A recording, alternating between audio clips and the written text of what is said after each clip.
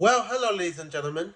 Today, I'm going to be talking about my plans on trading in the 2007 Acura MDX for a different vehicle. So, I'll catch you guys in a bit.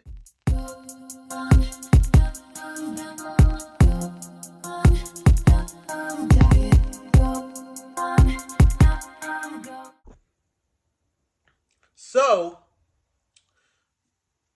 the reason I am going to be trading in the Acura MDX for a different car because I'm looking for a hybrid. Okay, you guys are maybe saying, "Oh, hybrid."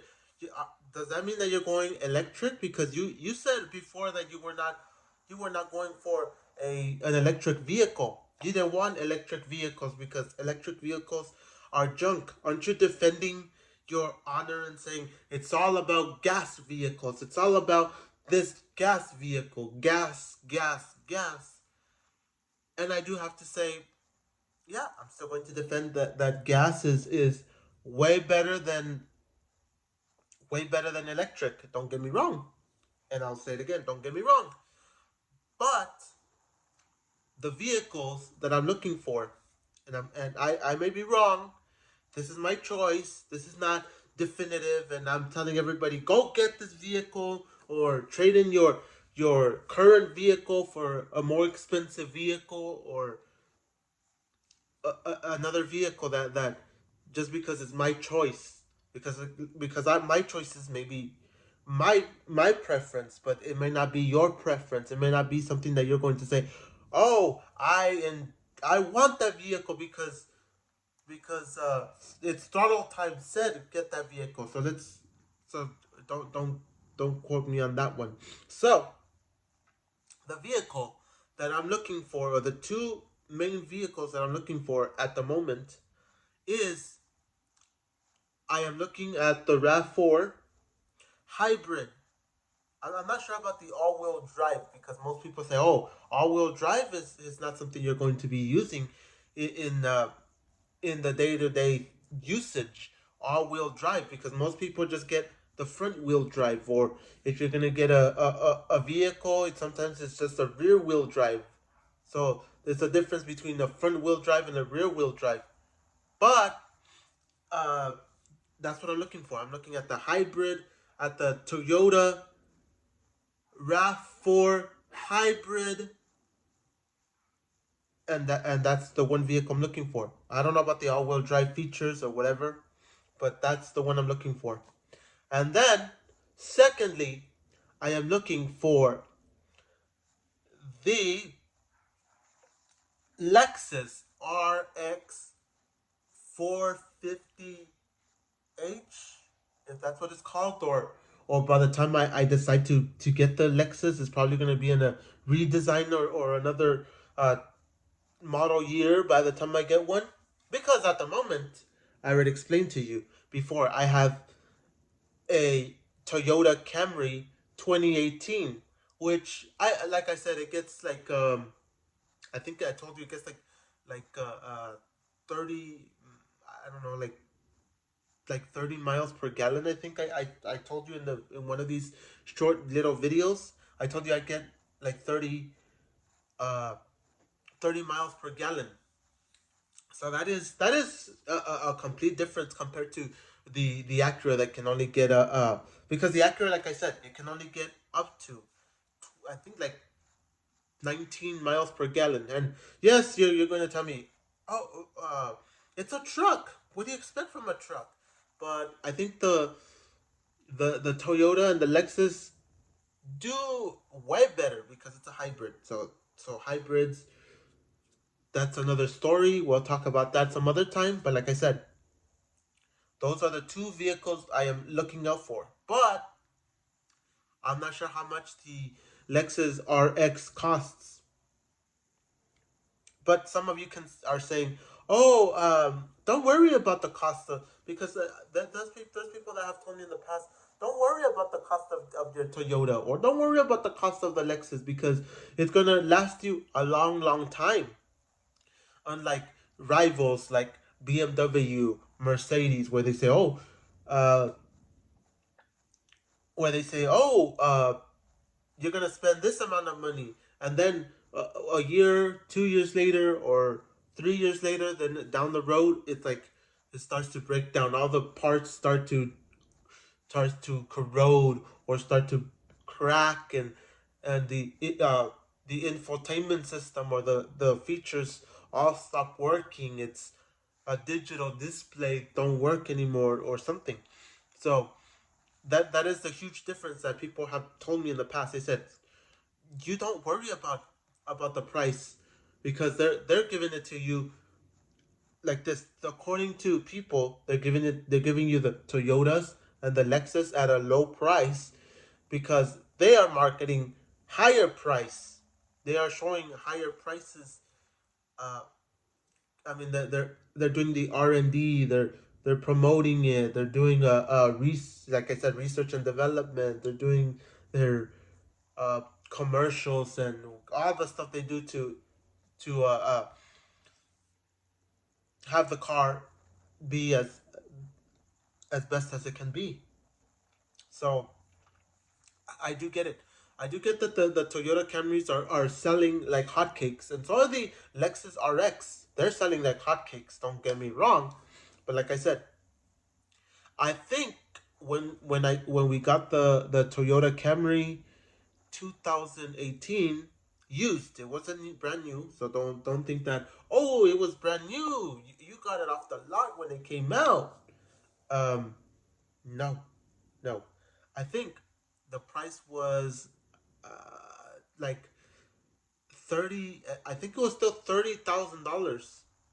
Like I think it was like 27 or a lot more. Used though.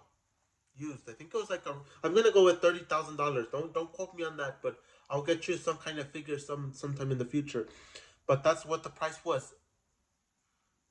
Like around $30,000, which I think the I don't know how much it was exactly, but I think the payments were like $500 a month. I think for the uh for the vehicle. I think it was like three. I think like $400 or $500. But I like I said, I recently went to see this this Toyota Rav4. Um, what was it? The hybrid with all-wheel drive. I think it was. I have to say I'm not a huge fan of the infotainment system. When I saw that one, when I saw that particular model, but maybe there's a maybe because it wasn't the higher one, because I think it wasn't the all-wheel drive that I saw. I think it was a different one that I saw. I think it was like still 21. But I wasn't a huge fan of the infotainment system because like the screen is like really, like, to me it looks cheap. But don't get me wrong, most of the cars have cheap screens.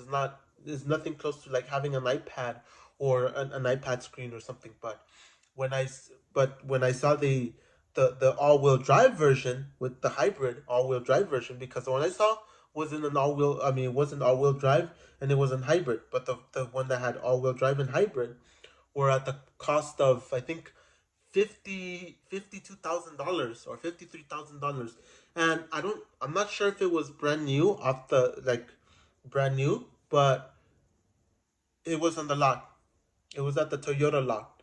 And when I went there, it was scarce. There wasn't a lot of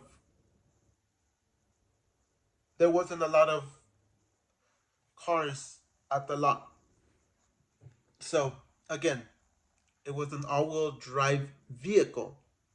But like I said, it cost 52 to $54,000 plus everything else that they're gonna add into the interest and everything else that they add to it.